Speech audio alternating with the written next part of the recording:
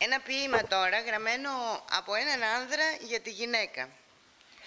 Είναι του Θήμιου Παπαδημητρίου και λέγεται «Στη γυναίκα». Η μορφή της ένα βοτσαλάκι συμπόνιας παραπεταμένο στην ακροθαλασσιά του νου μας, να οριοθετεί τον ορίζοντα των πόθων μας. Τα μάτια της άστρα λαμπερά, κρεμασμένα από το θόλο του ουρανού μας, να φωτίζουν τα σκοτεινά μονοπάτια της ζήσης μας.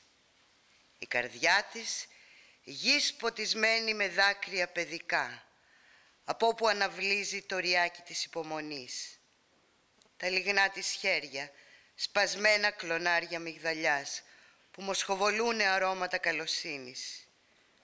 Η αγκαλιά της, ολάνυχτη, μεστή από ονείρατα, μας φανερώνει όλο τον κόσμο μέσα σε ένα αχνό περίγραμμα αγάπης. Το κορμί της, αγριολούλουδο της άνοιξης, ριζωμένο στο περιβόλι της καρδιάς μας, που φυτρώνουν καθημερινά λούλουδα ελπίδας.